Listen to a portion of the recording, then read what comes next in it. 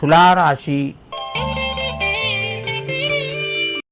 ఈ రాశి వారికి రోజు మధ్యమ స్థాయిగా చెప్పవచ్చును. ప్రయత్నాలు మెల్లగా ముందుకు కొనసాగుతాయి. రుణ ఒత్తిడి పెరిగే అవకాశం ఉంది. అనవసరమైన ఖర్చులు కూడా పెరిగే అవకాశాలు ఉన్నాయి. అవసరం అనుకుంటేనే మీరు ధనాన్ని ఖర్చు చేయండి. వృధా ఖర్చులు ఆపండి.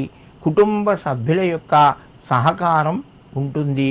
మిత్రుల యొక్క ఆహ్వానం ద్వారా మీరు విందులు పాల్గొంటారు.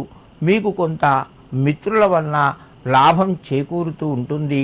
తులారాశి వారు ఈరోజు ఆంజనేయ స్వామికి 5 తమలపాకులు సమర్పించి మీ పనులు ప్రారంభించండి. మీకు మరింత శుభయోగం కలుగుతూ ఉంటుంది. వృశ్చిక రాశి. ఈ రాశి వారికి రోజు అనుకూలంగా చెప్పుకోవచ్చును. ప్రయత్నాలు ఫలిస్తాయి. శుభవార్తను వింటారు. సమయానికి కొంత డబ్బు చేతికి వస్తుంది. ఖర్చులు కూడా పెరిగే అవకాశాలు ఉన్నాయి.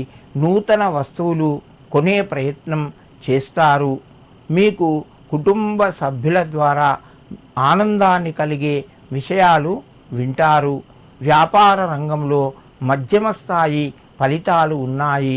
ముఖ్యమైన నిర్ణయాలు కొన్ని వాయిదా పడే అవకాశాలు కూడా ఉన్నాయి.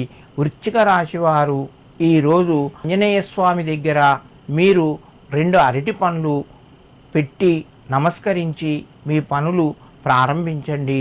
మీకు మరింత శుభయోగం కలుగుతూ ఉంటుంది. ధనస్సు రాశి.